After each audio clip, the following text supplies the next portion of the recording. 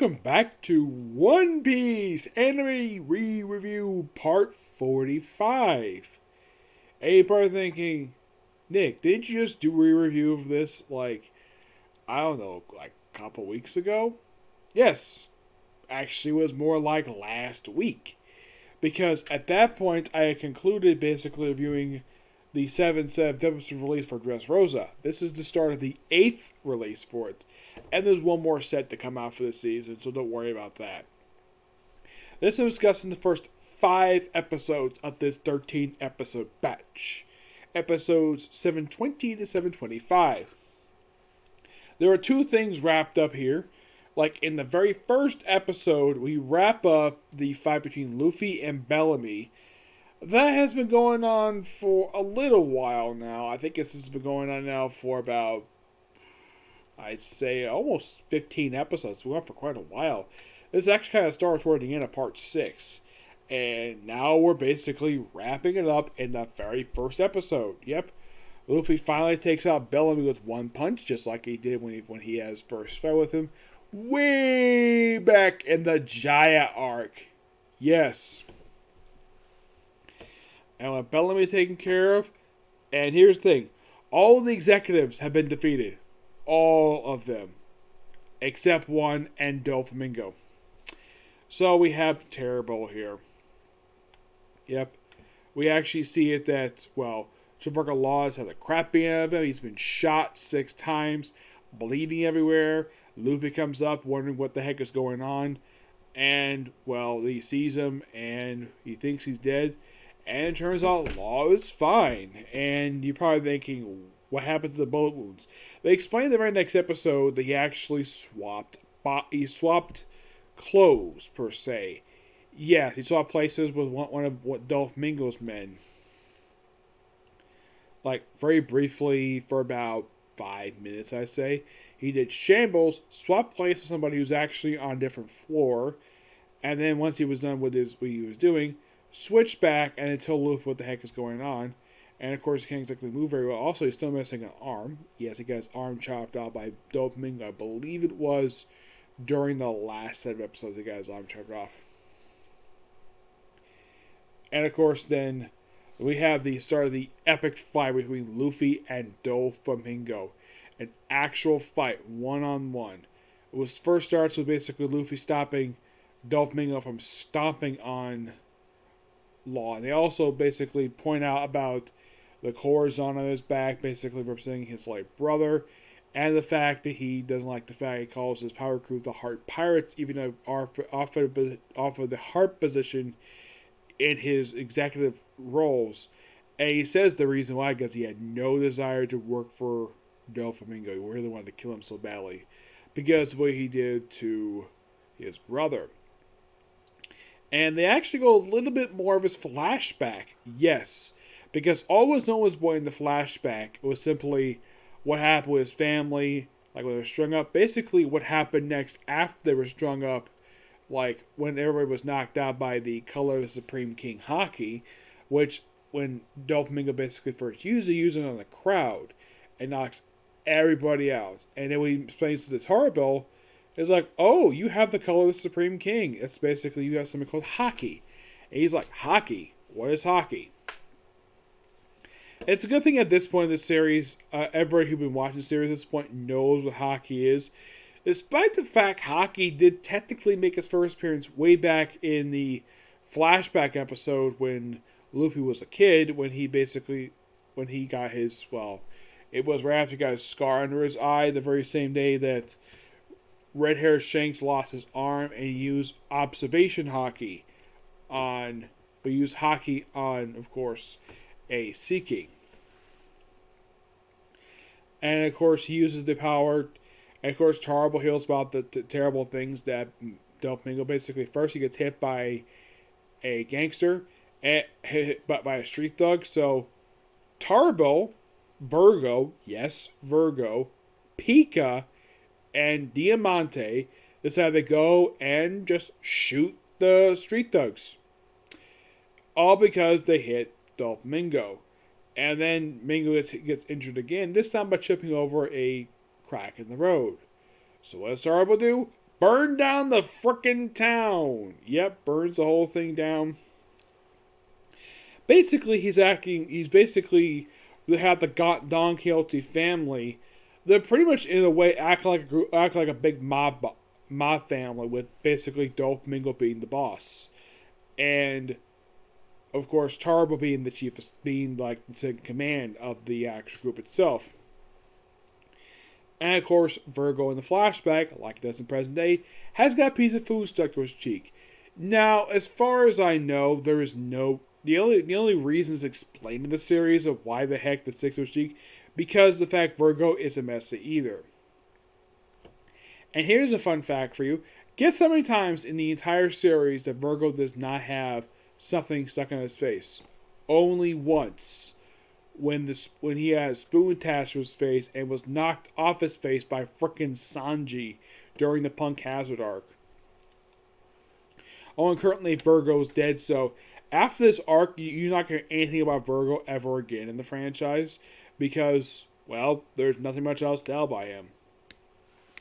So, we kind of get that Rise to Power stuff, and of course, well, we have it where Luffy is fighting Doflamingo using lots of Haki, mind you. Yes, lots of Haki. His arms, his legs, his heads.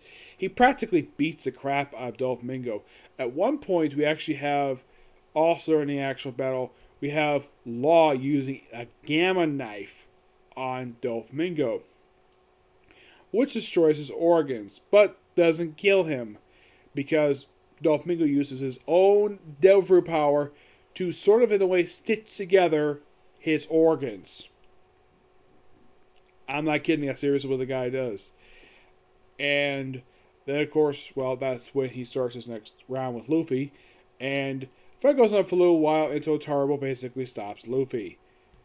And then, of course, where he like, okay, I'll hold him, you go kill Trafalgar Law.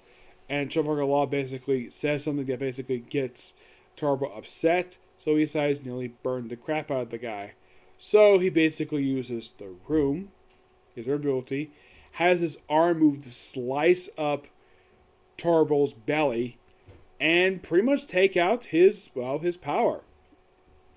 And he's pretty much taking, of course, he also, apparently the cane he basically carries around is also a freaking lighter, because the fact that his ability is also flammable. Yes. Now, here's a question, though. Someone might ask, like, why the heck does not blow his nose? Because he's disgusting. That's simply what the heck Tarbo is. He's also a very skinny guy under that disgusting snot coat he wears. Why the heck he wears the damn thing? No idea. And here's something quite strange about the guy. Him and Diamante have the distinction basically not putting on weight during the 10 years they were staying here. Like, of course, these two... Like, the only two who did was Senior Pink. Leo G did. He put on some weight. And, of course, the guy who increases his weight. He also put on some weight, too. It's like, in flashback, these guys are basically pretty muscular. And apparently, when they stay in Dressrosa for 10 years, they apparently got really lazy with their exercise. They just didn't care to exercise because they're basically living life of luxury. So let's just have these characters put on much of weight for no reason at all. At least some of the other characters are still pretty thin. Tarbo is a freaking twig. And with him taken out, and of course the flames go about, Viola sees what the heck is going on. And we see that Luffy taking out, well, Trafalgar Law with his arm. And also we see Princess Mariboshi, where she reunites with Gyros and Rebecca. And of course, Leo initially doesn't recognize Gyros, and he remembers, oh yeah, you look better than your statue. He's like, yep. And of course, Mariboshi tries to heal up. She was going to plan to heal up, well, Gyros from his injuries, but then she looks over the cliffside and sees a whole bunch of chaos going on. Also, here's something though. Starting with the second episode, something really shocking happens in Dressrosa. The bird cage that was set up, I believe it was about 20 episodes back, has started to shrink. And it is shredding the landscape. It's like closing an umbrella is basically that they describe in this area, which I agree. The way it looks, Yeah, but it's tearing up the ground, it's tearing up buildings, it cut water in half. Hasn't really killed anybody yet, and though it has a lot of people trapped in there. Oh yeah, they also have it where they start with the fact that Pika's gone. It's like, okay, so think everything's over? Nope, not really. And of course, well, King Rico goes to help other people. Now, in the case of the fighters who are on the palace levels, they're all pretty much done for pretty much the rest of the arc. They pretty much don't do anything like the Dawn, Sai, Baby Five, Bathamu, Kabish. They pretty much don't do anything until like the finale. They pretty much are basically out. Well, mostly anyways. I think Balthami gets to do something toward the very end. But a lot of the other characters, yeah, they're done. Baby 5 and 6 are with Sai. They practically don't do much of anything at all. But yeah. And of course Luffy of course gets away and of course drops out like a log with Robin. And of course Doflamingo's not far behind, and that's where the episode ends. Really good set of episodes. Can't wait to basically go through the remaining 8 per se. And then that'll be pretty much it for One Piece. And after I finish up One Piece, I'm going to go back to Super Sentai to do Dazi Man. Yes. But it won't be next per se. No, it'll be after I finish this batch of episodes. So, yes, that's it for Signal View. And that's it for videos today because I don't have more time for videos today. So, oh yeah, and here's some. Oh yeah, they also, before I leave, they do show the actual Smile Factory being destroyed. Yep, they wrap up that plot thread. And of course, well, Frankie is like, okay, this is like all the chaos. They have to go to the center. We do see briefly Sabo, where he's freeing the prisoners, and of course Kolola, the beautiful girl who's basically his partner.